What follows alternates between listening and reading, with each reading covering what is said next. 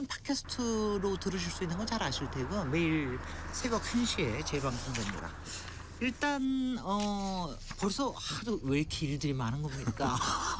그래서 벌써 일주일이 지났음에도 불구하고 굉장히 과거에 일어난 일처럼 느껴지는데요. 양승태 전 대법원장의 구속에 대해서 어떻게 보셨는지 그 얘기부터 한번 들어볼까요? 네, 조병목 기자님부터 시작해 주죠. 네. 사실 뭐 그동안에 이제 여러 가지 혐의가 있었고, 근데 그 중에서 이제 권력 남용 부분과 관련한 혐의가 가장 핵심 쟁점 아니었습니까? 네. 근데 이제 저는 뭐 한 20여 년 전에 제가 이제 법조 취재를 한 적이 있습니다만, 그때 보면은 권력 남용 문제와 관련해서 이 법원 판결이 사실 애매할 때가 많더라고요. 이 권력 남용이 명확하게, 그러니까 그 기자들 표현으로 얘기하면 똑 떨어지는 혐의가 아니라서 그런지 네. 굉장히 논란이 많아요. 그래서 저는 사실 양승태 전 대법원장의 경우에도 이 권력 남용 부분이 그 핵심이기 때문에 아마 법률 논쟁이 굉장히 치열하게 진행이 될 것이고, 그 다음에 그래서 구속영장 발부도 이거는 논쟁의 여지가 있다는 차원에서 발부가 안 될지도 모르겠다 이렇게 네. 생각을 했는데, 이제 전 뭐 전문가가 아니니까 이제 틀린 셈이 됐죠. 그런데 앞으로 여하튼 영장은 발부되고 지금 뭐 수감 중입니다만은 그 재판이 진행될 텐데, 그 진행되는 재판에서 과연 이게 권력남용에 해당되느냐, 아니면 그 설령 뭐 해당이 된다 할지라도 정말 그 전에 이제 무슨 범죄가 되느냐, 뭐 이런저런 문제 가지고서 논쟁이 치열할 것으로 보입니다. 그러니까 지금 저는 뭐 단정적으로 이게 뭐 된다 안 된다 이렇게 지금 얘기할 수 있는 입장도 아니고 그럴 정도의 전문성도 갖추고 있지 않기 때문에 어쨌든 논쟁은 치열하게 돼서 아마 재판이 끝날 때쯤이면 혹시 우리가 예상치 못한 결과가 나올 수도 있겠다. 네. 그런 관점에서 보고 있습니다. 되게 조심스럽게 얘기하시네요. 아니 저는 네. 그냥 법률 문제로 이걸 보는 게 아니기 네, 때문에 알겠습니다. 그럴 수밖에 없습니다. 서규 판사님은 정말 남다르실 것 같아요. 어떻게 보셨습니까? 예, 양승태 전 대법원장에게 적용된 범죄 혐의가 40여 개가 넘고, 정말 그 공소장이 아직 안 났습니다만 아마 영장 청구서 내용도 300쪽 가까이 되지 않을까 싶습니다. 왜냐하면 임종원 전 차장의 260쪽이었거든요, 공소장이. 그렇기 때문에 범죄 사실 양만 보면 굉장히 방대합니다. 그리고 2014년경부터 시작을 해서 거의 2017년까지 뭐 좀 더 넓게 보자면은 양승태 전 대법원장의 취임하자마자부터 시작해서 퇴임할 때까지 그 본인의 임기 내내 다 세계 사법농단에 다 연루돼 있었습니다. 그만큼 그 범죄 혐의 사실 개수나 그 기간에 비춰볼 때 이거는 정말 당연히 구속감이었습니다. 그럼에도 불구하고 많은 분들이 구속되지 않을 거라고, 구속장이 기각될 거라고 전망을 했었는데요. 법조계 내 분들도 대부분 그런 전망이 있습니다. 네. 왜냐하면 범죄 혐의 사실은 굉장히 많음에도 불구하고 전직 대법원장이다 보니까 담당 판사들이 과연 그 부담감을 떨쳐낼 수 있겠느냐. 전직 대법원장을 구속한다는 게 굉장히 엄청난 일이지 않습니까? 그렇죠. 그렇기 때문에 기각되지 않겠냐. 특히나 한 몇 주 전에 박병대 전 대법관과 고영한 전 대법관에 대해서도 기각됐기 때문에 네. 마찬가지 아니겠냐, 이런 좀 회의론이 더 많았던 것이었죠. 하지만 결과적으로 담당 판사가 용기 있게 구속영장을 발부함으로써 이제 실체적 진실에 좀 더 가깝게 다가갈 수 있게 되었다라는 네. 생각이 듭니다. 근데 제가 듣기에는 그 담당 판사뿐만이 아니라 5분의 왜 영장 판사님이 계시지 않습니까? 네. 오늘 이게 워낙 중요한 사안이기 때문에 상당히 또 그 5 판사들끼리 논의도 했다 이런 얘기를 들었는데 실제로 그랬습니까? 판사들끼리, 그 5명의 판사들끼리는 서로 동등한 지위에 있기 때문에 얼마든지 어떤 자기네 의견을 서로 나누고 이럴 수는 있습니다. 네. 그것이 어서 재판 독립의 원칙을 침해하는 그런 건 아닙니다. 왜냐하면 우리가 흔히 말하는 재판 독립 원칙이라는 거는 동등한 지위에 있지 않은 그 본인보다 더 높은 상관의 지위에 있는 법원 행정처의 관계자라든가 법원장이라든가 네. 이런 분들이 그 해당 사건에 대해서 이러쿵저러쿵 이야기하는 거, 또는 법원 외부에 있는 인사가 해당 재판장에 그렇죠. 어떤 압력을 행사한다든가 이럴 때 법원 재판의 독립 원칙이 침해됐다 이렇게 이야기하는 것이고, 동료 법관들끼리 관련 사건들에 대해서 서로 협의하는 것은 그것은 재판 독립 원칙 침해와는 관계가 없기 때문에 그리고 일반적으로 있는 일입니다. 글쎄 어떤 기준으로 할 것인가 이걸 과연 할 것인가 굉장히 고민 끝에 나온 또 판단이 아니었을까 이런 생각이 드는데요. 근데 그게 김준우 이제 변호사님은 특히 법조계에서 보는 시각이 좀 어떻게 이제 보십니까? 앞에서 이제 서기호 변호사님께서 다 얘기하셔서 네. 사실 근데 서기호 변호사님 사실 오히려 좀 개인적 소외를 하셔야 되거든요. 이해충돌 관계자라서 요즘으로 네. 따지면 서기호 변호사님 그 재판 관련해서 양승태 전 대법원장이 재판 개입을 했기 때문에 네. 이제 청취자분들께서 서기호 변호사님 이렇게 얘기하는 건 사감을 갖고 얘기하는 거 아니냐 이렇게 생각을 하실 수도 있다고 생각이 들어서 좀 그런데 그렇진 않고 저희가 사실 검찰 비판을 많이 합니다만 검찰의 실력에 대해서 의심해 본 적은 없습니다. 검찰이 실력을 이상하게 행사한 것을 의심한 것이죠. 근데 검찰에서 200~300정 정도 되는 공소장이나 협의가 한 40가지 정도 됐을 때는 사실 어지간해서는 좀 영장이 나올 수밖에 없는 가능성이 높다 이렇게 보는 게 사실 합리적인데 다만 한 번에 나오겠느냐. 예를 들면 삼성그룹 이재용 부회장도 영장에 나올 때 한 번 기각이 됐다가 다시 나왔거든요. 네. 그래서 사실 이번에 바로 이렇게 나올 거라고 사실 저희 법조인들 일반적으로 생각하는 사람 별로 없었던 것 같고요. 근데 박병대, 양승태 두 명을 전부 다 청구한 상황에서 둘 다 기각하기도 좀 쉽지 않았겠다. 사실 오히려 일반적인 국민들이거나 뭐 이런 말씀 드리면 죄송하지만 뭐 중소기업 사장이었다 아니면 뭐 차관급 인사의 이런 일이었으면 다 영장이 나왔을 거라고 생각하고 근데 워낙 높은 지위에 계셨던 분이기 때문에 가지는 좀 뭐 압력이랄까 내적 고심이 더 깊은 것 때문에 이런 거지 법리적으로만 검토해 보면 뭐 충분히 사실 영장이 나올 만한 일이었음에도 불구하고 그러한 정무적 고려들 때문에 한 번은 기각되지 않겠냐라고 생각했을 정도 그 정도가 사실 평균적인 시각이 아닐까 저는 그렇게 생각하고 있습니다. 이 서기호 변호사님이 그 양승태 전 대법원장의 뭐 여러 가지 관련된 사법농단에 한 또 그 이야기의 한 부분인 거는 좀 알고는 있는데요. 저는 좀 알고는 있는데 그 얘기를 시작을 하면 또 이게 이제 굉장히 길어질 거기 때문에 여기서는 좀 넘어가도록 하는 게 어떻겠습니까? 워낙 괜찮습니다. 큰 얘기가 워낙 많으니까는요. 저는 어찌됐든 제 개인적인 사건과 관계없이 개인적인 사건에 대한 감정과 관계없이 객관적으로 이야기를 오늘 하는 자리이기 때문에 네. 네네 그렇습니다. 그래서 그런데 이제 그 이후에 그렇게 고심을 해가지고 판단을 했건만 또 그 이후에 후폭풍이 아직 저 법원의 재판이 시작되기도 전에 여러 가지 후폭풍이 있는 것 같기도 한데요. 일단 양승태 전 대법원장 구속 이후에 약 60여 명의 판사들이 퇴직 신청을 했다고 해요. 이걸 어떤 의미로 보시는지 이건 김준우 변호사님 네, 좀 얘기해 주십시오. 근데 이제 이게 기사가 나긴 했는데 네. 아직까지 이제 어떤 매체에선 60여 명이 신청했다고 보도를 했고 지금 확인된 건 한 20몇 명 정도. 네. 근데 이제 작년에 한 7분 정도. 그러니까 지방법원 부장판사 이상급으로 따졌을 때 민원이 작년보다 많아진 건 사실입니다. 근데 이거를 단순히 이제 뭐 김명수 원장 체제에 대한 불만이라던가 뭐 이런 걸로 보는 건 너무 정치공학적인 접근 아니냐. 오히려 굉장히 내재적으로 들여다보면 작년에 대법관 인사가 몇 개 있었습니다.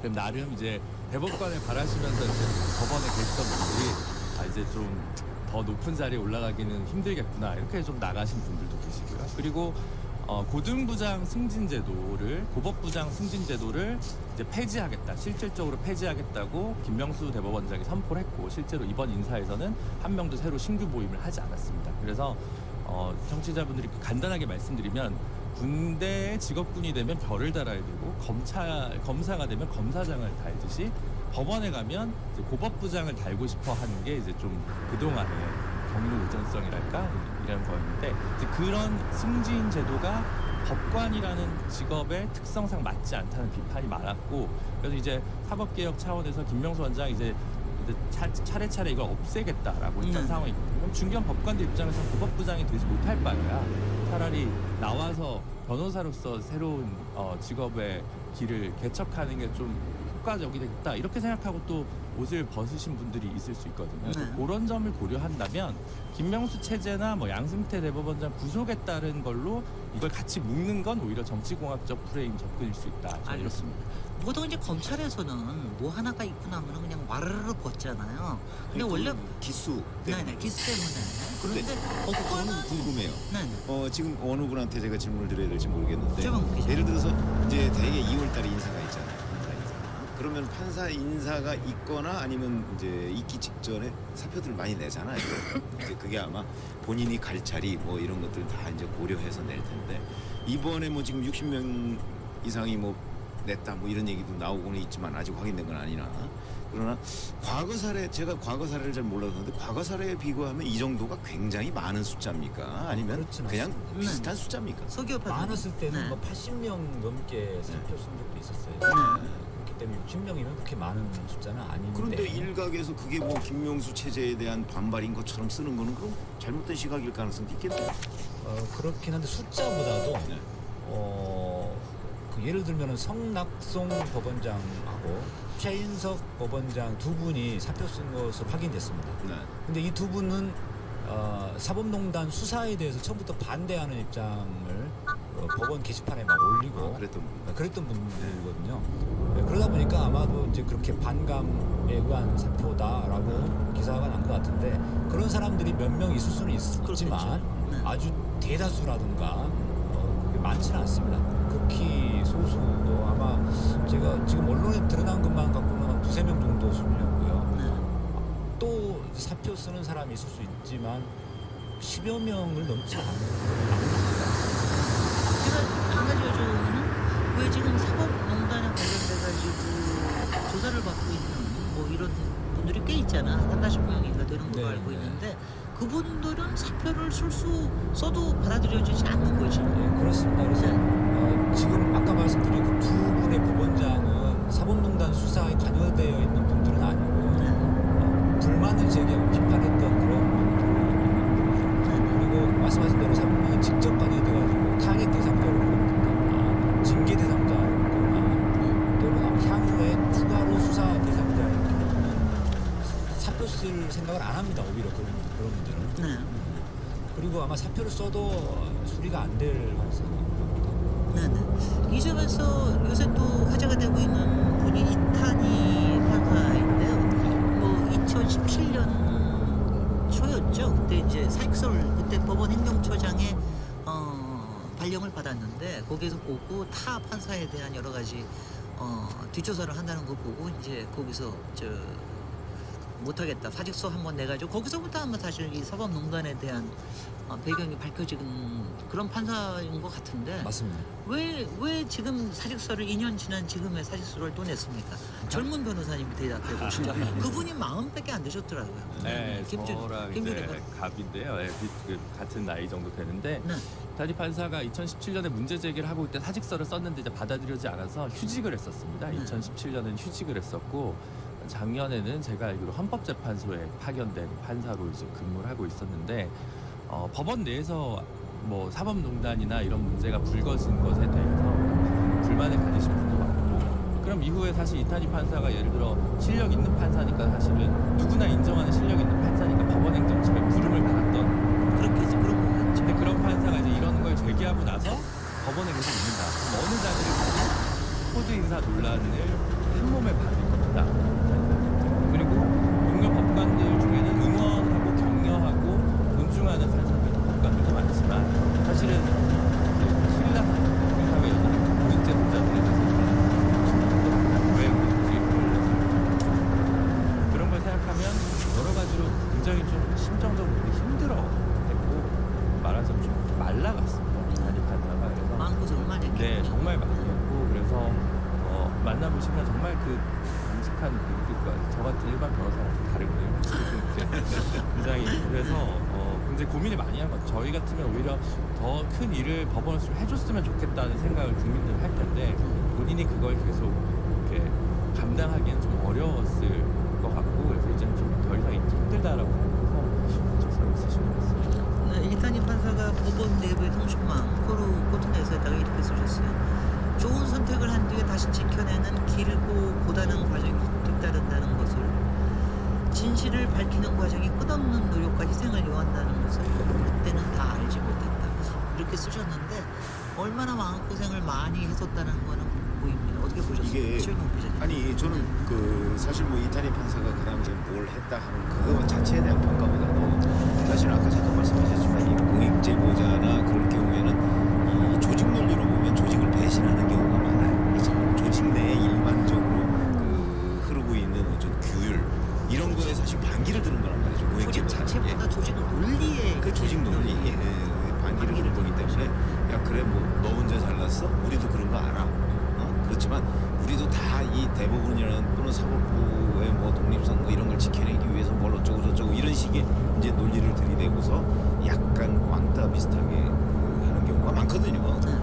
아마 저는 사법부도 예외가 아니라고 봐요. 그리고 본인이 썼던 이런 내용이 결국은 나는 그 정말 사법부의 발전을 위해서 그 뭔가 공익제보를 했다고 생각을 하는데 그 후에 자기를 보는 동료 판사들의 눈이나 뭐 이런 것들이 굉장히 따가우고 느끼지 않겠습니까? 그래서 저는 아마 그런 고충의 일환이 아닌가. 그래서 뭐 저는 그 이런 그 본인이 공익제보를 한 이후에 본인한테 쏠렸던 시선 그것들은 충분히 이해가 됩니다. 예, 여기서 이제 서기호 전 변호사님, 구체적으로 이 임종원 전 법원 행정처장 이분은 가장 이제 사법농단의 핵심 인물이라고 볼 수 있는데 원래 정식 재판이 며칠 전에 예정이 됐었어요. 근데 취소됐습니다. 이거는 왜 그렇습니까? 이거는 또 이 전체 맥락을 좀 짚어주십시오. 보통 이제 구속이 되면 구속 기간이라는 게 있습니다. 6개월 안에 선고하도록 되어 있습니다. 만약에 선고를 못하면 석방을 시켜버립니다. 그렇겠죠. 그런 제도를 만들어 놓은 취지는 그만큼 사람을 구속시켜 놓고 재판을 오래 끌면은 인신 구속이 장기화됨으로써 인권 침해 문제가 생기기 때문에 가급적 6개월 안에 신속히 선고하라 이런 취지인데요. 그러다 보니까 재판부 입장에서는 6개월 안에 선고를 하려면은 일주일에 4번 이렇게 거의 뭐 매일 같이 재판을 해야 된다 이런 이제 제안을 했고 그러자 임종원 차장 쪽에서는 그것은 현실적으로 불가능하다. 재판 준비가 너무 힘들다 그렇게 되면 그런 논리로 반대를 했는데 재판장이 실질적으로 6개월 안에 선고를 하기 위해서 불가피하다고 이야기를 하니까 그러면은 이거 재판 불공정하게 될 수밖에 없으니까 못하겠다 그러면서 변호사들이 전부 사임을 마치 박근혜 전 대통령이 재판 보이콧한 과정하고 비슷하게 올라오고 있습니다. 그때도 변호사들이 다 사임하는 바람에 국선 변호인을 선정을 해서 그렇게 진행했는데 지금도 똑같아요. 그렇게 될 가능성도 상당히 있는 거죠. 이미 국선 변호인 이제 선정 작성. 그러니까 법원 자체에서는 6개월 내에 조금 단기간에 이 판결을 끝내고 싶은 거고 이쪽 이 피해자 쪽에서는 오히려 조금 시간을 끌어서 나중에 불구속 상태에서 재판을 하고 싶다는 그런 의도가 있는 겁니다. 맞습니다. 네. 재판부는 6개월이 지나도록 재판 안 끝났을 때 석방시켜줘 버리면 국민적인 비판을 받기 때문에 어떻게든 6개월 안에 선고를 해서 끝내려고 임종원 차장 입장에서는 6개월을 버텨서 석방된 상태로 불구속 상태로 재판받고 싶다. 양승태 대법원장의 경우도 마찬가지 비슷하게 이 트랙을 따라가게 됩니다. 그럴 가능성이 많습니다. 그만큼 이 범죄 혐의 사실이 너무 방대합니다. 그러다 보니까 이렇게 네. 여기서 이제 이제 양승태 대법원장 오늘 우리 인물이니까 이 부분에 대한 얘기를 좀 해야 될 것 같은데 일단은 조금 양승태 대법원장의 혐의에 대해서 그래도 조금 좀 40개가 된다는 거 다 얘기해 주시면 저희가 힘들고요. 저도 힘듭니다. 조금 묵직한 거 몇 개, 특히 이제 우리 국민에 관련된 거 해가지고 몇 개를 좀 얘기를 좀 해주시죠. 이 부분은 좀 그냥 소개. 이거는 김준호 변호사님이 얘기하시는 게 조금 더 공정하게 보입니다. 크게 보면 하나는 이제 법원 내 다양한 학술력이나 기존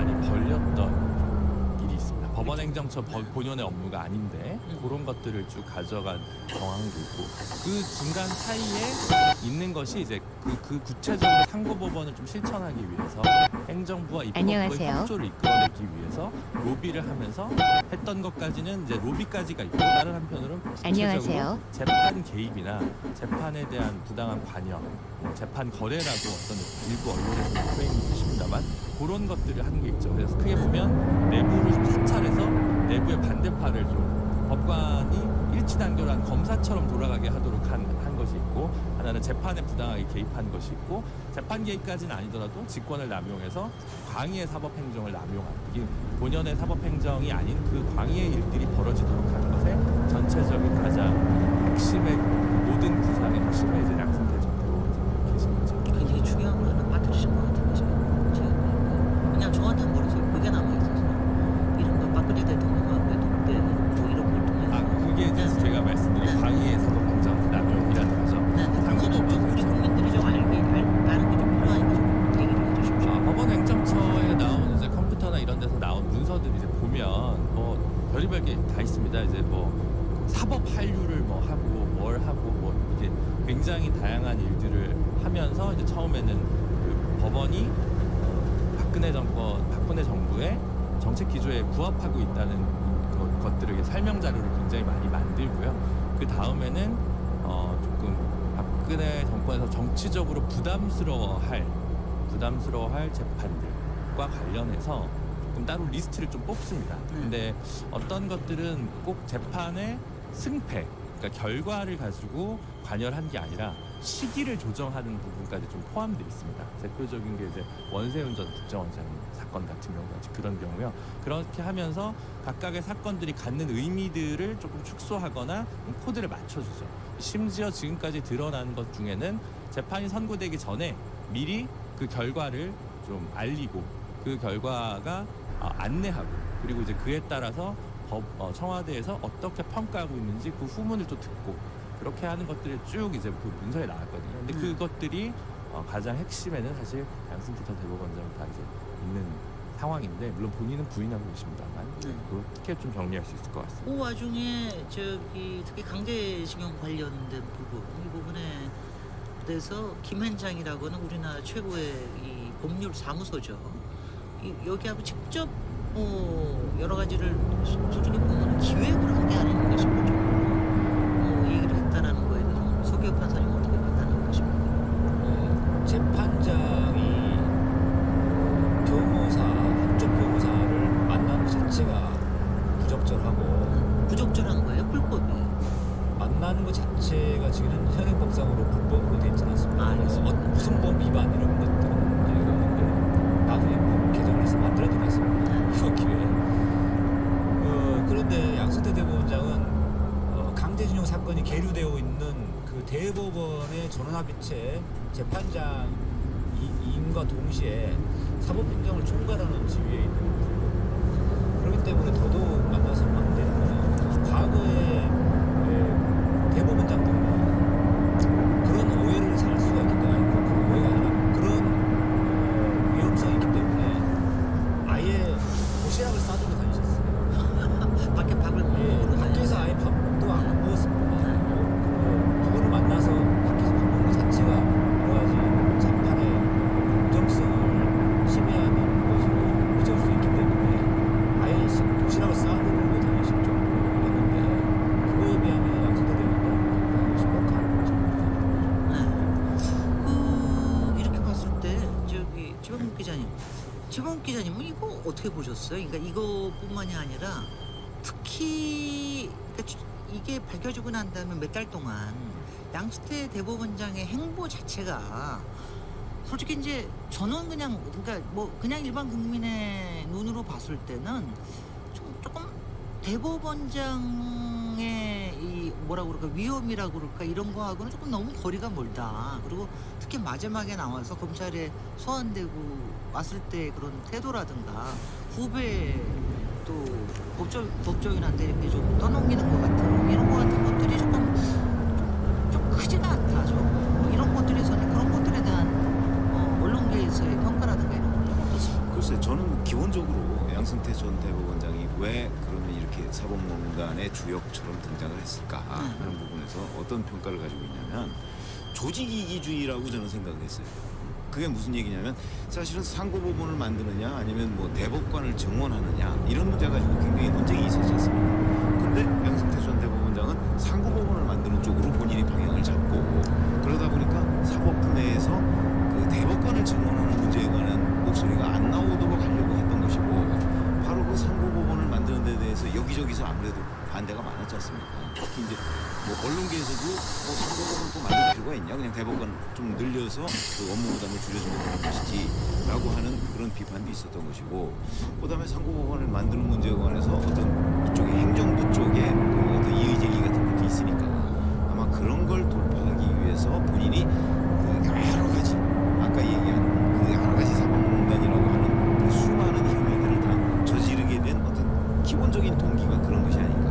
근데 그것은 저희 눈에는 조직이기주의라고 보여요. 왜냐하면 상고법원 하나 만들면 거기에 따라서 사법부가 또 굉장히 커지는 거 아니겠습니까? 자리도 많이 늘어나고 아마 그런 걸 꾀했던 것이 아닌가. 그 과정에서 이제 워낙 매문되다 보니까 심지어는 재판거래라고 하는 청와대와 뭐 한일 청구권 문제 뭐 이런 문제까지도 그 재판 시기를 판결 시기를 연기해가면서 그게 결국은 청와대 민원을 들어주면서 상고법원 설치하는 거에 관한 그 어떤 청와대 입장 같은 걸 좀 완화시키 반대 입장을 완화시키고 뭐 이런 거하고 저는 거래라고 보거든요. 그런 것들이 굉장히 좀 부적절하고 그 와중에서 바로 김현장 변호사도 만났던 것이 아닌가 싶은 생각이 들고 그다음에 이제 조사 과정에서 이런 문제에 관한 그 검찰이 조사 과정에서 뭐 난 잘 기억이 안 난다든지 그 뭐 그건 뭐 부하들이 한 문제라든지 이런 식으로 피해 나가는 문제는 그 우리 그냥 일반인들 입장에서 보면 저 사법시험 같은 분들이 얼마나 기억력이 출중한가 그런데 IQ 210대 넘는 그런데도 그런 게 기억이 안 난다고. 더군다나 이게 양승태 전 대법원의 입장에서는 본인한테 굉장히 중요한 문제고 사법부를 위해서 중요하다고 생각을 했을 거예요. 그러니까 이 많은 일들을 한번 추진한 거 아니겠습니까? 근데 그 핵심적인 일들이 기억 안 난다는 식으로 피해갈 수 있는 것인가? 과연 더군다나 그 법원행정처의 뭐그 차장이나 이런 사람들이 구속되거나 다 조사를 받는 입장인데 본인 혼자 부인한다고 이게 되는 문제가 저는 아니라고 봤거든요. 그러니까 그런 문제에 있어서는 좀 그 대응 방법이 뭔가 그 서툴렀던 거 내지는 약간은 비겁하다는 인상도 줄 수밖에 없었던 것 아닌가 이런 생각이 듭니다. 네, 그 김준호 변호사님, 그게 그 업계에서 뭐 판사들이나 변호사들 양승태 전 대법원장의 이런 태도에 관련된 문제들 뭐 이런 부분들이 좀 있습니까? 아니, 뭐 문제 지적이? 요즘 제가 조금 안테나를 할까 이거 좀 내려놔가지고 근데 그런 게 있습니다. 처음에 블랙리스트 사건 터졌을 때 저도 이제 서초동에 출입하시는 법원 출입 기자분들이나 검찰 출입 기자분들 좀 뵀는데 그러세요. 아유, 너무 이제 작은 일을 가지고 침소봉대한다라고 이제 일선에 계신 판사님들께서 기자분들 식사를 하실 때 그런 얘기를 하다가 자꾸 일이 커지고 많아지니까 말이 없어지시고 점심 약속이 줄었답니다. 그냥 자기네가 봐도 이건 좀 너무 심하니까 그러니까 이제 어느 정도까지 벌려서 이걸 수습할 거냐가 관심사지 누가 잘못하지 않았다라고 강하게 얘기하시는 분들은 사실 되게 굉장히 법원에서 소수인 것 같습니다. 다만 너무 사법부를 흔들면 사법부의 안정성이 떨어지지 않겠냐 이런 우려를 좀 하시는 분들이 많은 것 같다는 생각이 들고 이 사태에서 저는 뭐 최종 기자님께서 말씀하신 것 전적으로 동의하고 하나만 더 짚으면 될 것 같은데 이탄희 판사가 이 문제를 제기해서 문제가 된 게 2017년 2월입니다. 촛불이 나고 탄핵을 부담했는데 그러면 정권 교체도 사실은 거의 순논리적으로 그러면 사실 정무적 감각에 기민하신 정말 죄송한 말씀입니다. 공무원들도 이렇게 좀 이렇게 잘 이렇게 처신과 운시대폭을 많이 하시는데 법원이 안 그런 거죠. 그리고 계엄령 사건 군대도 그렇습니다. 왜 그러냐? 재헌 이후로 한 번도 메인스트림이 바뀐 적이 없는 조직이 사법부와 군대입니다. 입법부든 행정의 뭐 지방자치단체는 다 권력이 바뀌면 정권 교체 시기가 되면 이렇게 좀 이렇게 조용히 있거나 가만히 있거나 부당한 일을 시켜도 오히려 이제 그냥 이렇게 눈치고 그러고 있을 텐데 법원은 대법원장 임기는 그대로 헌법에 의해서 보장받는 것이고 대통령이 누가 되든 현재까지의 인사권은 대법원장이 지고 있는 거죠.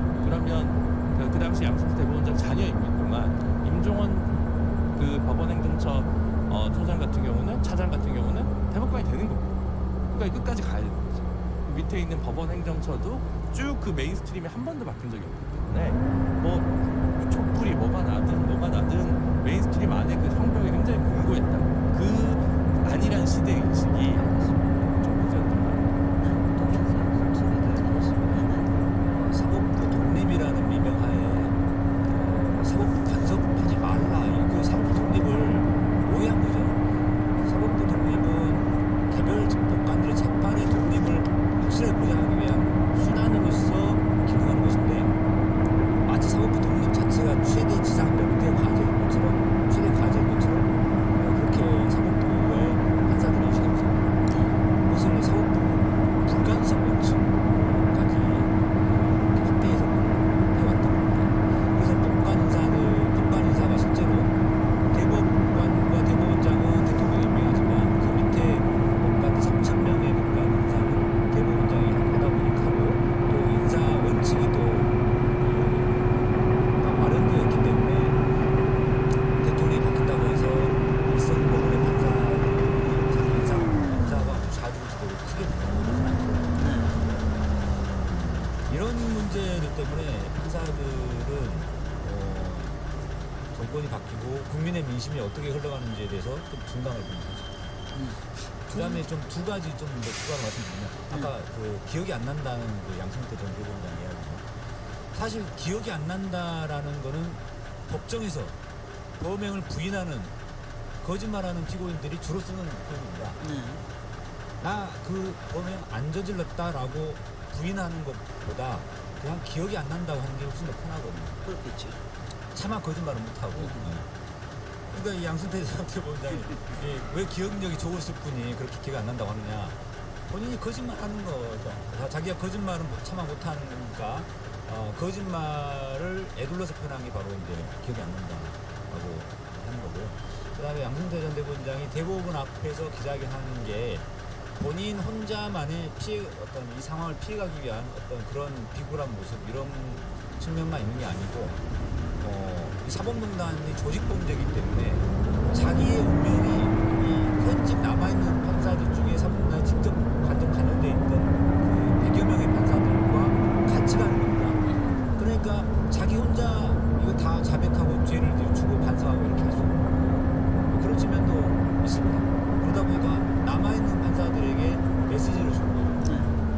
나는 끝까지 이거 부인하고 갈 테니까 남아있는 판사들도 흔들리지 말고 재판 열심히 하고 안녕하세요. 나는 후위를 기약 안녕하세요. 이런 메시지를 준 건데 그 메시지를 받은 판사 중에 한 명이 바로 성창 판사고 성창 대법원 안녕하세요. 비서를 인용했던 알겠습니다. 김경수 지사에 대한 법정 안녕하세요. 요거는 이제 2부에 가서 좀더 안녕하세요. 자세하게 얘기하도록 하고요. 제가 한 가지만 질문할게요. 서기호 판사님 또 김변우 판사님. 정말 IQ가 200 이상이세요. 어둡지 않아요. 아닙니다. 저는 정말 평균적인 네. 평균 오히려 이해합니다. 근데 다만 이 법조계에서 일하시는 분들이 사건에 대한 기억력은 상당히 좀 남들보다 강한 편 아닙니까? 그래서 사실은 그 기억력이 좋다기보다는요. 네. 법률적인 어떤 지식이나 그 법 논리를 풀어가는 그 능력이 조금 다른 사람보다 앞서 있는 것이지 기억력하고는 사실 관계가 없습니다. 아 그렇습니까? 네. 근데 저는 그렇게 생각 안 합니다. 네. 저도 왜냐면 저도 제가 본 그렇죠. 사람도 기억력이요 사건에 대한 이 사진 기억력들이 있다 저는 이렇게 좀 봤는데. 뿐만 아니고 네. 그 숫자 같은 데에도 굉장히 강하고요. 네. 왜냐면 제가 법조 기자를 했거든요. 네. 했는데 그때 뭐 검사들 주로 이제 뭐 판사들보다는 검사들을 많이 만나게 되죠. 아무래도 네. 기자들은.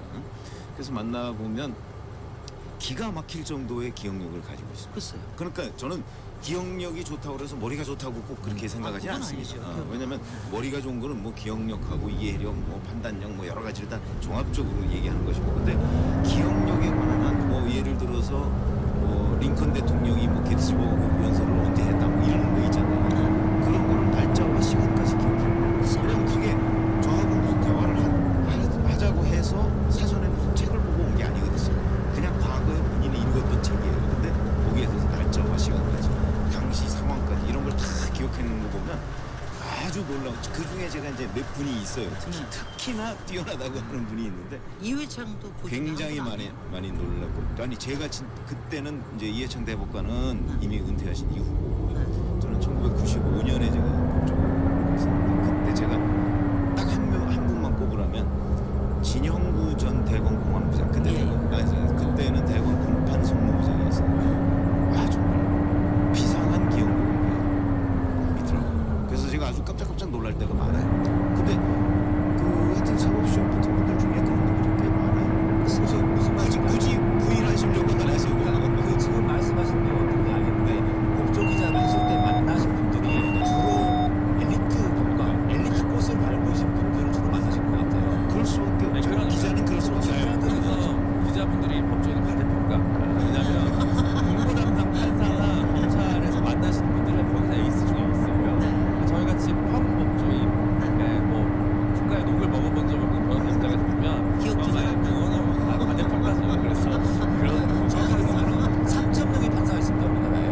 그 중에서 소위 엘리트 법관 코스를 밟아서 법관 법원에 수뇌부에 있거나 또는 공보관이거나 아까 말한 지명부 뭐 이런 분들, 검찰도 마찬가지고요. 이런 분들은 비율이 굳이 따지면 10%도 안 됩니다. 그분들의 비율은 10%도 안 되는 그 알겠습니다. 비율인데 여기서 한 가지만 더 연결해서 얘기를 해보면요. 아까 그 일종의 조진대 패권을 만든다는 일종의 가문을 만드는 거죠. 그 안에서. 근데 이제 이거 보면은 양승태 대법원장도 보니까 이 한 40여 년 동안 일을 보면은 지방에 간 게 그 중에 한 7년인가밖에 안 되고 쭉 정말 엘리트 코스만 밟아왔는데 정말 그 안에서 엘리트를 좀 지목을 해서 자기네들의 이너서클의 라인을 만들려고 하는 뭐 나름대로의 그런 것들이 있습니까? 있습니다. 좀 설명해 주시죠. 네. 말씀하신 대로 그런 똑똑하고 머리 좋고 기억력 좋고 또 성격까지 좋고 매너도 좋은 이런 판사들이 검사들이 있습니다. 이런 사람들이 주로 엘리트 코스를 받게 되는데 당연히 이분들이 볼 때는 안녕하세요. 괜찮아 보이죠. 모든 걸 다 갖췄잖아요. 똑똑하니까 뭐 하나만 시켜도 알아서 착착 이어오는 거죠. 그러면 당연히 윗분들 입장에서는 그런 사람들을 중용할 수밖에 없는 것인데 문제는 그 과정에서 방금 말씀하신 것처럼 서클이 만들어진다는 거예요. 이너 서클. 그래서 자기들끼리 서로 챙겨주는 거죠. 그런 사람들끼리는 또 어떻게 하면 소위 말하면 자부심, 프라이드가 강합니다. 그래서 마치 3,000명의 법 판사들 중에 그 발군의 실력을 가진 뛰어난 거의 뭐 10%가 아니라 거의 1% 수준에 있는 이 판사들 안녕하세요. 우리 사법부를 우리가 안녕하세요. 지켜가고 있다. 우리가 이끌어가고 있다라는 그런 선미를 안녕하세요. 네. 이게 검찰도 안녕하세요. 마찬가지고 그건 마찬가지고. 이거 이해가 됩니다. 예. 똑똑한 사람들끼리 자기들끼리 서로 안녕하세요. 챙겨주고 우리가 이걸 이끌어간다. 리더라는 느낌이 안녕하세요. 네. 중요한 문제는 이 사람들이 올바른 관점을 가지고 이끌어가면 괜찮아요. 그런데 지금 사법농단 사태처럼 엉뚱한 방향으로 이끌어갔단 말이에요. 네. 그래서 이번 사법농단 사태는 한마디로 말하면 엘리트 법관 신화가 몰락한 사건이다. 마치 박근혜 대통령에 대한 탄핵으로 인해서 박정희 신화가 몰락했듯이 엘리트 법관 신화가 이제 몰락하기 시작했다. 저는 그래서 아주 고무적 현상이라고 봅니다. 이번 네. 사법농단 사태가. 네. 네. 저 어떻게 네. 보세요? 아니 그러니까 그건 뭐 박근혜 대통령과 박정희 대통령은 뭐 부녀 관계고 그건 저는 여기에다가 비교하는 거는 전 개인적으로고 네. 그거는 좀 다르다고 아니 생각합니다. 이건 전문계의 이제 저기 그런 얘기고 네. 그런데 뭐 사실 저희 기자들 보면 이제 기자들은 여러 조직에 들어가서 취재를 하거든요. 저는 뭐 법조도 취재를 했습니다만은 법조 취재는 제가 했던 정치부 기자 경력 중에 동떨어져 있는 거고 정당 조직이나 이제 행정부 같은 데를 제가 오랫동안 이렇게 들어가 보면 사실은 어느 조직이든지 다 있어요. 그런 라인이 엘리트라고 있죠. 하는 라인이 다 있어요. 그래서 저는 뭐이 언론계에서 뭐 무슨 굉장히 잘 나가는 사람이 아니었기 때문에 사실 가보면 어느 조직이든지 그런 게 있고 그게 꼭 어떤 그 사람의 능력에 그대로 비례해서 그 조직의 서클에 들어가는 건 아니다 이런 생각을 가지고 있거든요. 그럼요 뒤에 백그라운드 했을 때 다른 여러 가지 요인이 있습니다. 있습니다. 예, 요인이 있고 그래서 뭐 저희가 전적으로 동의하는 건 아닙니다. 그러나 어쨌든 간에 그런 쪽에도 마찬가지고 안녕하세요. 일반 회사도 그런 라인들이 있어요. 그러니까 좀 뭐 그거는 자연스럽게 형성되는 안녕하세요. 거라고 봅니다. 그러니까 우리가 그냥 객관적으로 보면 그런 게 있어서는 안 된다 이렇게 얘기할 수 있겠지만 그 실질적으로 그 현상적으로 보면 과연 그런 거 없는 조직이 있을까 이런 생각은 듭니다. 근데 있어서는 안 된다고 볼 수는 없지만 어느 정도 뭐 인간 사회니까 그런 건 다 당연히 있겠으나 중간중간에 견제받고 또 정화되고 또 내부에서 혁신되는 이런 시스템이 좀 더 갖춰지면 괜찮은 거겠지요. 여기까지 일부 끝내도록 하고요. 저희 잠시 쉬었다가 다음 주제로 넘어가도록 하겠습니다. 지금 여러분께서는 KBS 열린 토론 시민 김진애와 함께하고 계십니다.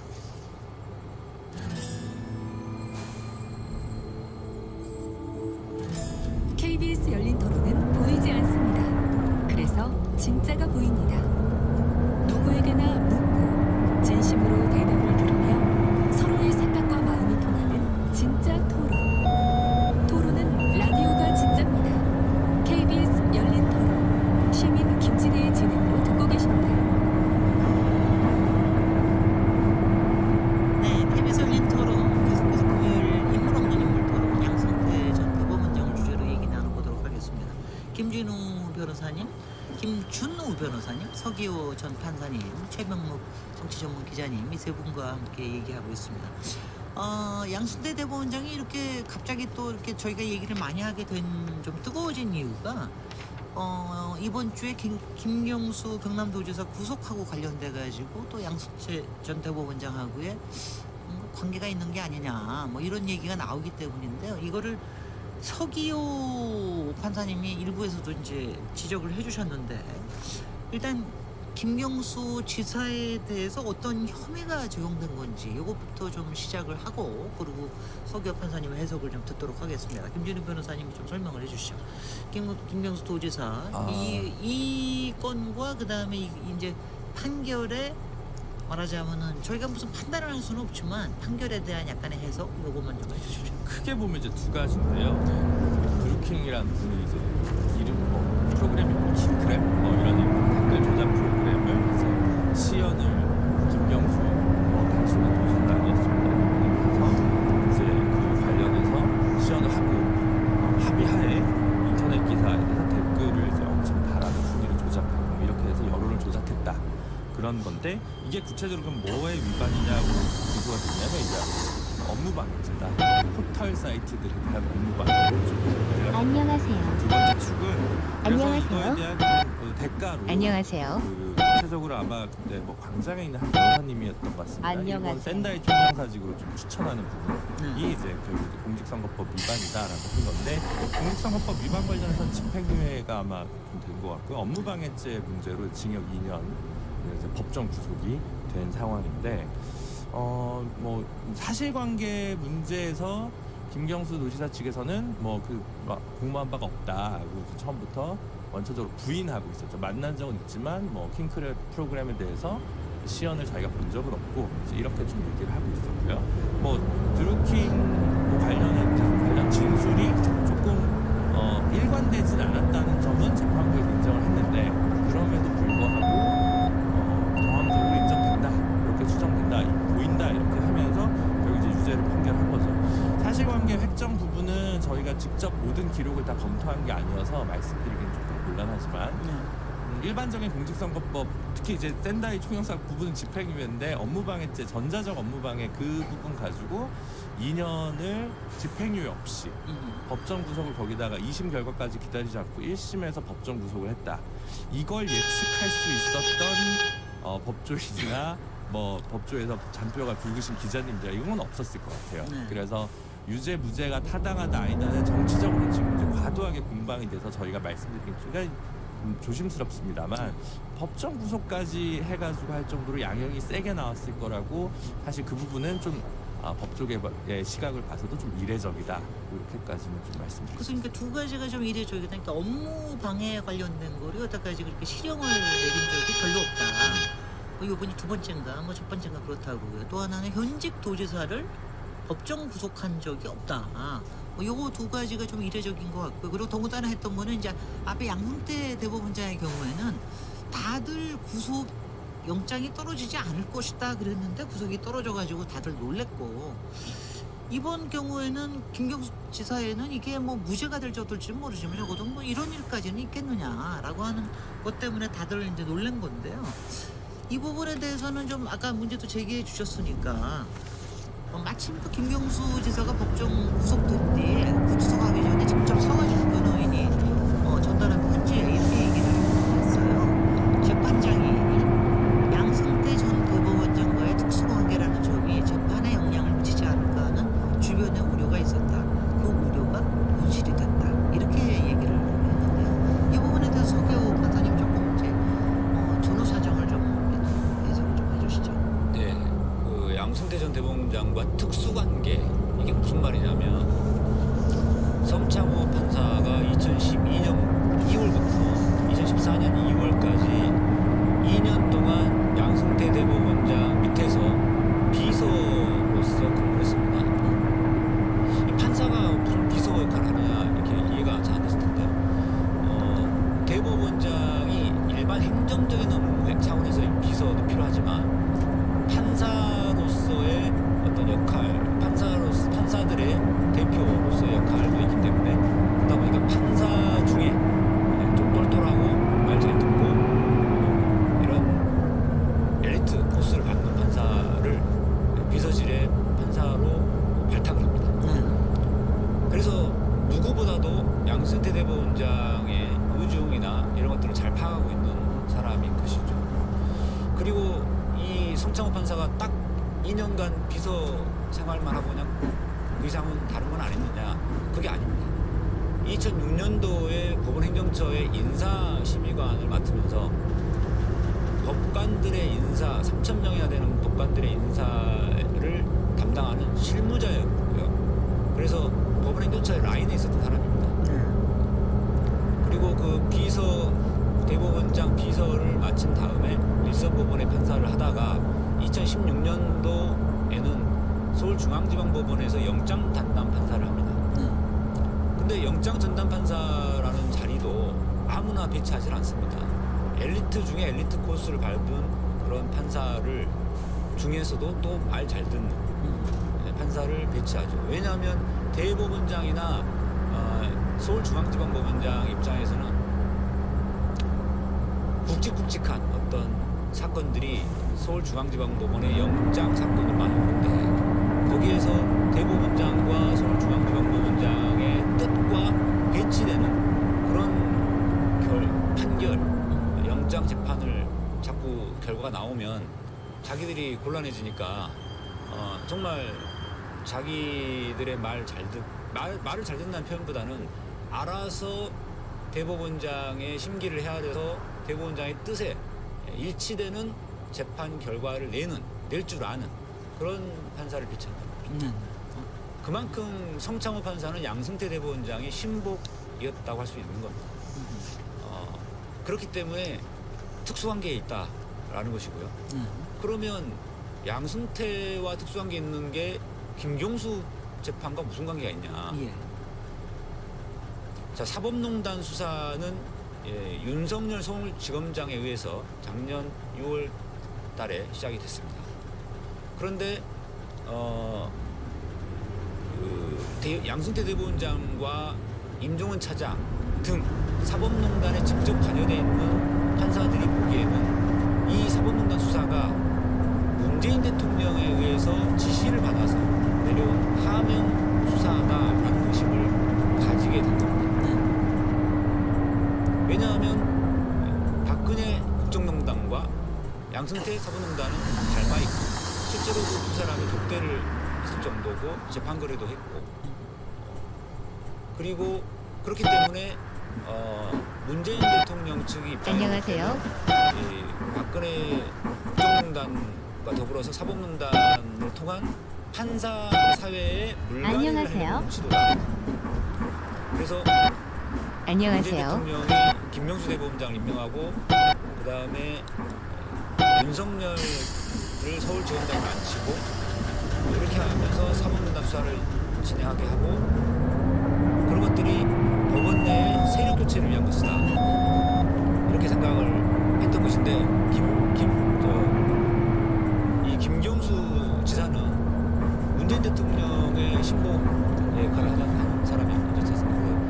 그 대선 때 그리고 핵심적인 역할도 했었고요.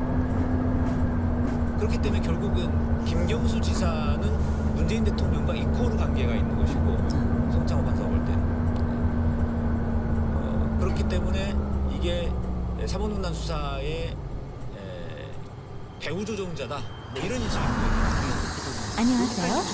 조금 있다가 또 안녕하세요. 넘어가시죠. 저 최범국 기자님 어떻게 보세요? 글쎄, 근데 지금 말씀하신 게 좀 저는 지나친 추측이 아닌가 이런 생각이 들어요.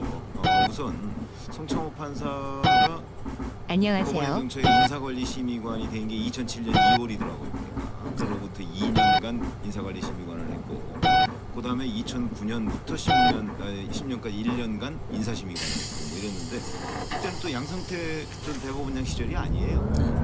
그리고 사실은 그 잘 아시겠지만 법관 내 엘리트 코스라고 하면 법원행정처를 가거나 뭐 대법원장 비서실 판사를 하거나 비서실 판사는 뭐 수원지법 영장과 수원지법 부장판사하고 이렇게 겸임으로 하더라고요.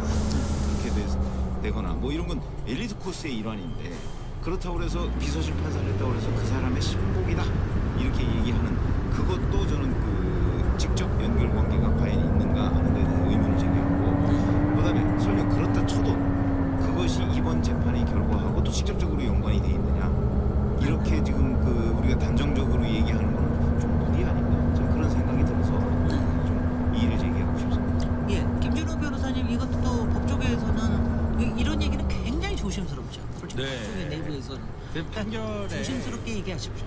아까 전 뭐 초두에 좀 말씀드렸는데 이 상황은 좀 어려운 것 같아요. 그러니까 농담을 할 수 있다면 이거죠. 이 정도로 2년이면 양승태 대법원장님은 몇 년 법정 구속될까? 정황 증거만 놓고 이렇게 판단을 하면 네. 조금 그런 부분이 좀 우려스러운 거가 좀 있는 것 같아요. 제 생각에는. 그래서 조금 불명료하고 그러니까 저는 석연치 않은 부분도 분명히 있을 것 같습니다. 뭐 재판 기록을 보지 못했기 때문에 조심스럽지만 어쨌든 법원에서 일반적으로 공직선거법과 관련해서 있는 양형들에 비하면 이건 좀 하여튼 굉장히 그 전자적 업무 방해도 그렇고 이 부분들 전부 좀 너무 과해서 그걸 충분히 알았을 것 같거든요. 그 담당하시는 판사께서. 그래서 조금 편향된 판결이라는 비판을 자처하신 부분이 있지 않을까. 예를 들어 뭐 도지사직이 이제 뭐 유지는 어려운 뭐 예를 들어 발급 100만 원 정도 하고 법정 구속까지 해가지고 도정 공개까지 이런까지 가는 건 분명히 논란이 될 거라는 걸 본인이 알았을 텐데 1심이라서 조금 더 가단성 있게 내줬다고 볼 수도 있지만 객관적으로 요 결과가 2심과 대법원까지 그대로 유지되기는 좀 어렵지 않을까. 그렇게 안녕하세요. 그 참고로 안녕하세요. 이제 홍준표 전 경남도지사의 경우에 그 이제 정확히 몇 년도였는지 모르겠는데 그 송환종 전 의원과의 그 뭐 여러 가지 문제 때문에 1심에서 안녕하세요. 1년가 형이 나왔었죠. 1년 5개월. 1년 5개월 나왔는데 법정 구속은 하지 않는 거고 하지 않았어요. 나중에는 이제 무죄 선고를 받았죠. 그러니까 이런 경우도 있고 그래서 조금 의외였다는 생각이 그러나 좀 이제 김경수 지사의 경우에는 두 건이잖아요. 네. 지금 얘기하는 게 이제 공직선거법 위반과 업무방해 두 건이거든요. 네. 그러니까 그거와 이제 그 좀 기본적으로 좀 차이가 있다고 보고, 그다음에 이제 자꾸 이런 부분이 있어요. 예를 들어서 이게 누구의 증언에 의한 것이 아니고 사실은 과학적인 물증이 있는 거 아니겠습니까? 2016년 11월 9일 이게 바로 김경수 당시 국회의원이 사실 이 드루킹의 파주 그 사무실에 찾아간 시점이거든요. 그럼 거기에서 로그인 기록이 있어요. 그날 밤 8시 7분에 로그인한 기록이 있어요. 동남아 국가인 라오스 국가번호로 그 네이버 아이디에 3개가 접속을 한 기록이 있어요. 이런 거는 뭐 움직일 수 없는 증거라고 보거든요. 근데 그 시점에 김경수 의원이 그 사체에 있었다고. 근데 그 부분에 대해서도 그건 이제 정황 증거일 뿐이지 그게 직접적인 증거가 되기는 어렵지 않으냐. 아니 그 이런- 사체에 있었고 거기에 이제 진술로 그날 킹크랩 위원회가 있었다는 거거든요. 이런 그런데 어떻게 안 볼 수 있느냐 그거를. 예. 이런 증거에 대해서 김경수 지사가 얘기를 해야 되는 거예요. 네. 그런데 김경수 지사는 안 봤다고 그랬거든요. 네. 그거만 있는 게 아니에요. 그리고 그동안에 텔레그램을 통해서 그 우리 비밀 메신저 이제 저 대화방이라고 하는 텔레그램을 통해서 계속해서 드루킹이 얘기를 해요. 킹크랩 완성도가 98%입니다. 뭐 이런 얘기를 하고 그래요. 뭐 여러 가지 얘기했죠. 포털 3개를 우리가 장악을 했습니다. 뭐 이런 식으로 얘기를 물론 과장은 좀 있을 수 있어요. 그러나 어찌됐든 간에 그런 기록이 남아있어요. 근데 거기에 대해서 킹크랩이 뭐냐고 김경수 지사가 반문을 하지 않아요. 그거는 킹크랩을 알고 있었다는 얘기잖아요. 킹크랩이 뭔지 알고 있었다는 얘기거든요. 그런데 그거에 대해서 전혀 지금 부인을 하고 있어요. 알겠습니다. 아마 이런 부분이 좀 가만히 되지 않았을까. 저는 그렇게 생각합니다. 지금 이제 그 부분에 대한 증거라고 하는 것도 다 이제 킹크랩 그분이 김동원이든 김동원 이 사람이 캡처해 놓은 것만 지금 남아 있는 상태인데요. 그건 이 움직일 수 없는 증거죠. 이 부분에 대해서는 이제 조금 뭐 해석의 여지가 여러 가지가 있을 테니까 여러 가지 정황 증거와 직접 증거에 관련된 거는 굉장히 의견이 좀 다른 것 같아요. 서기호 판사님의 경우에는 이럴 때는 어떻습니까? 이런 증거에 대해서. 지금 일단 그 자리에 갔는지 여부, 그러니까 지금 이제 재판부는 김경수 지사가 거짓말이다라는 걸 단정적으로 하면서 이제 드루킹의 말이 사실이다 이렇게 본 거잖아요. 그런데 드루킹의 진술은 굉장히 왔다 갔다 했었습니다. 일관되지가 않습니다. 그에 비해서 김경수 지사는 오히려 일관되게 진술하고 있습니다. 그렇기 때문에 법정에서 이렇게 형사재판에서 이렇게 서로가 진술이 다를 때는 어느 쪽 진술이 더 믿을만하냐를 판단함에 있어서 어느 쪽 진술이 더 일관되냐 이걸 굉장히 중요하게 봅니다, 판사들은. 그런데 이 사건 판결에서는 기존의 판사들이 그 일반적으로 진술의 신빙성을 판단하는 기준을 다르게 해버린 거예요. 일관성이 없는 드루킹 진술을 믿어버리고 오히려 일관성 있는 김경수 지사의 말은 또 믿지 않습니다. 그게 하나 문제고요. 그다음 두 번째로 공모라고 하는 것을 인정하려면 단순히 드루킹이 하는 것을 알고 있었다는 정도만 갖고는 부족하고 그 드루킹의 행위를 이용해서 기능적으로 행위 지배를 해서 드루킹이 하는 그 결과를 본인도 적극적으로 원하면서 만들어냈느냐. 그러니까 흔히 더 쉽게 말하면 그냥 지시 또는 가담했냐 여기까지 있어야 되거든요. 아는 정도를 넘어서서 지시 또는 가담까지 했냐 이 부분까지 나와야 되는데 지금 나와 있는 증거들로 보면은 그거는 좀 부족한 것 같습니다. 예를 들어서 텔레그램으로 보냈다는 메시지 중에 우리가 포털 세계를 장악했습니다 이런 표현을 했다고 했지 않습니까? 그런 표현들은 말씀하신 대로 과장된 표현입니다. 그러면 이런 표현만 놓고 보더라도 안녕하세요. 드루킹 쪽에서 안녕하세요. 김경수 지사에게 끊임없이 구애를 하는 거죠. 우리가 이렇게 포털을 장악했으니 우리를 활용해라. 이렇게 제안하는 안녕하세요. 그런 모양새지 적극적으로 김경수 지사가 그래 당신들 제대로 하고 있는 것 같으니까 당신들과 함께 손잡고 이번 선거판에서 우리가 확실하게 뭘 이겨보자. 이렇게 댓글 조작해서 여론을 형성해보자. 이렇게까지 나아갔다고 하기는 어렵다라는 것입니다. 그 다음에 범행 동기가 과연 있었느냐 이게 제일 중요한데요. 우리가 어떤 죄가 있냐 없냐를 판단함에 있어서 이 사람이 죄를 저질렀는지 안 저질렀는지 판단하면서 범행 동기가 과연 뭐냐 이게 중요한데 만약에 이게 유죄가 되려면은 김경수 지사가 이 드루킹을 활용해 가지고 여론 조작을 해서 여론 형성에 유리한 고지를 차지해서 대통령 선거에서 어떤 유리한 결과를 끌어내려는 의도가 있어야 되는 거거든요. 그런데 2016년 12월이면은 박근혜 탄핵 가능성이 높아지던 시점이고 2017년부터 이미 박근혜 탄핵으로 인한 대통령 선거가 시작되면서 문재인 후보가 단연 앞서 나갔었습니다. 그 당시에. 다른 후보들은 하고는 거의 20% 차이가 났었거든요. 그러면 김경수 지사 입장에 볼 때 굳이 댓글 조작까지 해가면서까지 이 선거판에서 문재인 후보의 당선을 위해서 뭔가 해야겠다 이런 생각을 할 이유가 없는 거거든요. 여기서 이거 가지고 싸우면은요. 아니 싸우는 게 아니고 저희가 뭐냐면 하여튼 논쟁을 하면은 여러 가지를 테니까 제가 한 가지 이 얘기는 좀 여쭤보고 싶습니다. 판결문을 저도 다 보진 못했기 때문에 판결 요지에 보면은 선고문에 이런 얘기가 있어요. 선고문에 더불어민주당 정당 이름도 얘기를 했고 대선, 정권 창출, 문재인 뭐 이런 식으로 언급했을 뿐만이 아니라 구체적으로 피고인은 민주당의 정권 창출과 유지를 위해 드루킹 김 씨는 자신이 이끄는 경제적 공진화 모임의 목적을 달성하기 위해 도움을 주고받고 의존하는 특별한 협력 관계라고 규정을 했어요. 그러니까 이렇게 이런 판결이 나오니까 어서군다나 이제 야당에서도 굉장히 이제 적극적인 공세를 하고 있는데 이렇게 구체적으로 이렇게 정당, 뭐 대선, 정권 창출, 문재인 대통령 이런 거를 언급하는 게 이게 어떻습니까? 이건 이례적인 일입니까? 어떻게 뭐냐면 뭐 여러 가지 또 해석이 있던데 이 부분에 대해서는 김준호 변호사님. 저도 그 아직 주문을 그러니까 그 판결문을 예. 이렇게 뭐 언론사에 기해진 분들께서 좀 가지고 계신 것 같아요. 그래서 뭐 이렇게 조금 봤는데 사실 근데 왜 아직 바깥에 공개가 안 되는 겁니까? 원래 이렇게 공개해야 빨리 나오는 게 좀 이상한 아, 거고요. 그래요? 사실 네. 판결문 공개는 이제 되도록 돼 있는데 그건 신청에 의해서 이제 되는 거고 개인 정보나 있기 때문에 사실은 뭐 어느 정도 익명화를 해가지고 뭐 국회 쪽으로 먼저 간다든가 아니면 네. 이제 법원 공보판사가 좀 언론에 어느 정도 협조적에서 얘기한다든가 이런 것들이 텔레그램 같은 데서 도는 거죠. 네, 사실은 그러면 지금 완전히 공개가 되는 건 내가 얼마나 걸려요? 그렇게 지금 법원의 사이트에서 일주일이요. 신청을 하면 등록하는데도 일단 원래 며칠이 좀 걸리기 때문에 바로바로 이제 그 속보 경쟁을 하는 언론사 입장에서 좀 애타는 일이어서 네. 그렇죠. 네. 언론사에도 판결은 금방 그렇게 안 나옵니다. 네. 며칠 그래요? 걸립니다. 네, 네, 네. 네. 그래서 그런 거고요. 네.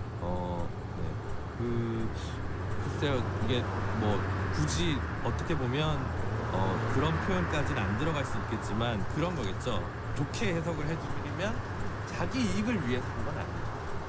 네. 뭐 이렇게 그리고 일부 같은 경우 그래서 선거에서 쓴 건데 본인이 당선되려고 해가지고 이제 이런 것들을 한 건 아니잖아요. 그게 더불어민주당 소속이었으니까. 근데 보통 그런 표현까지 쓰는 것도 사실은 그러니까 이게 제가 하는 방법은 굉장히 표현을 조금 순화시켜서 네, 순화시켜서 이렇게 정상적으로. 네 그렇게 쓰는데 또 이렇게 쓰시는 것도 이례적이긴 하다라고 이제 사실 저는 오늘 지금 이례적이다라는 말 외에는 뭐 조심스럽습니다만 하여튼 그런 부분은 사실은 담당 그 판결문을 쓰신 분이 제일 잘하실 거라고 생각합니다. 근데 이 판결문도 한 160페이지 돼요. 그러니까 본인은 나름대로 네네 우리 한 장짜리 판결문도 많지만 이 정도 쓰면 물론 이제 기록을 기본적으로 몇백 페이지 이상이 되니까 이거를 축약하니까 필요한 거지 뭐 법리적인 것들이 크지 않겠지만 그래서 고생을 많이 하셨겠죠. 이 정도 쓸 때는 뭐 그리고 본인이 생각할 땐 유죄라고 생각을 하면 더 힘들게 잘 써야 될 거 아닙니까? 그래서 근데 혹시 그 이제 박사님께서 말씀해 주신 그런 표현들까지 직접적으로 이렇게 쓰는 거는 저는 뭐 적절한 판결문이 이제 예전에 공개되지 않았을 때는 모르겠는데 판결문이 당장 앞으로 나왔을 때는 조금 더 정치하게 누가 봐도 그런 논란이 없도록 그러니까 이런 거 가지고 지금 공중파 라디오에서 얘기해야 된다는 자체가 사실 아직 우리 상황 공식이 안 되는 거 아니냐 판결문에 지금 좀 올라가야 되는 거 아니죠.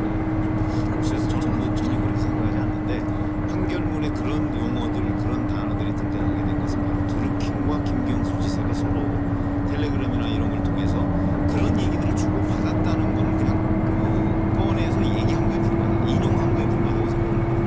근데 그거를 뭐 예를 들어서 드루킹과 김경수 지사가 이걸 이렇게 해주십시오. 우리 문재인 대통령이 뭘 하기 위해서 뭐 이렇게 해주십시오. 홍보해 주십시오라고 이렇게 얘기를 했는데 그걸 가지고서 그럼 판사가 순화시킨다고 그래서 다른 말로 바꿔서 판결문에 표현한다?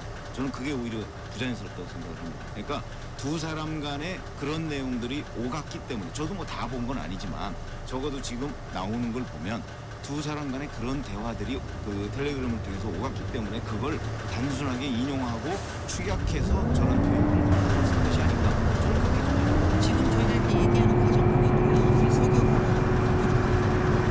이쪽에서 혹시 판결문 올라오지 않을까 걱정되시고 아이고 워낙 계속 보시고 아니, 워낙 그 60페이지를 분량이 가지고 많으니까. 어떡하시려고 그거 보고 계시는데요.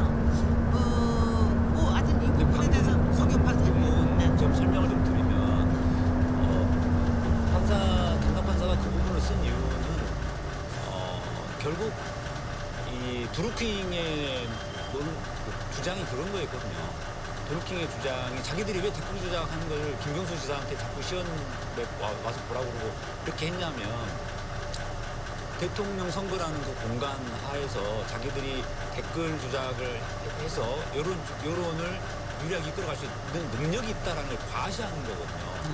과시하기 때문에 당연히 선거와 관련된 여러 가지 이야기 나오는 것이고 그러면은 이제 김경수 지사의 입장에서는 이게 혹할 수 있죠. 진짜 이 사람들 믿을만한가? 만약에 믿을만하다고 생각한다면 그러면은 같이 해볼까? 이렇게 생각될 수가 있는 것이기 때문에 그것을 노리고 드루킹 쪽에서 제안을 하고 김경수 지사에게 계속 했던 겁니다. 그러니까 이 사건은 자체가 안녕하세요. 김경수 지사가 지시를 하거나 이렇게 해서 드루킹 쪽에서 이런 댓글 조작을 한 게 아니고요.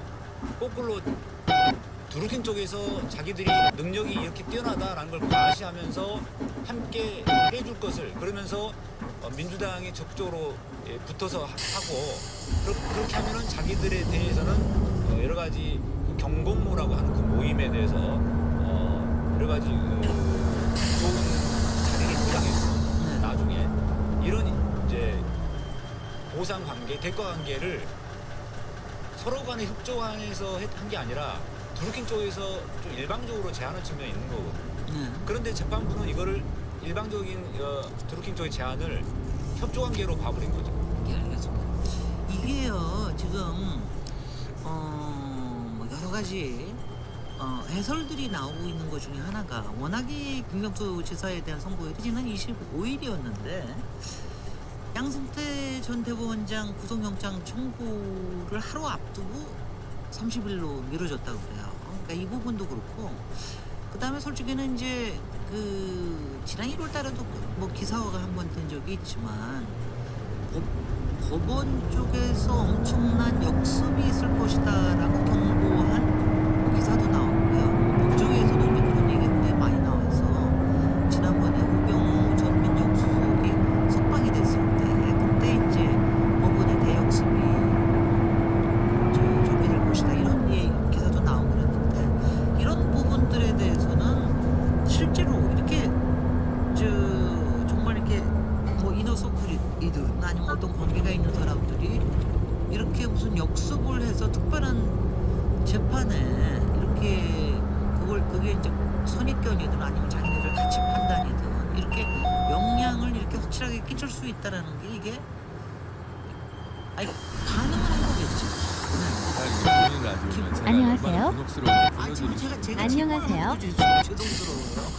오늘 제가 답변하는 아니 서경호 변호사님 너무 훌륭하게 얘기를 하시기 때문에 일부러 그렇게 질문하시는군요. 질문하시는 김준호 변호사님 그죠? 아니 저희 제일 궁금한 게 뭐냐면 네. 특별히 변호사가 신청을 하지 않았는데 선고일이 좀 늦춰진다든가 네. 이럴 때는 뭐가 있구나. 네, 이거 아니요. 다 그렇게 하지 않습니까? 바쁘시겠지 뭐 이렇게 아, 생각해야죠. 이제 저희는 영원한 의리기 때문에 네, 술 먹고는 뭐 판사들이 뭐 이렇게 얘기하시는 분들도 있을 수 있겠지만 네. 우리나라 판사분들이 사실 보통 일상적으로 굉장히 경무입니다. 네. 경무인데 우리 사회는 이제 빨리빨리 변해가니까 빨리 나와야 된다 이렇게 생각을 하면 빨리빨리 쓰다 보면 좀 논리가 정치하지 않게 나오게 되거든요. 근데 뭐 역으로 얘기하면 그럴 수 있죠. 심플하게 생각하면 이건 무죄거나 조금 더 낮은 형량이었는데 과한 걸 하려면 논리를 더 개발해야 된다. 네, 이전과는 좀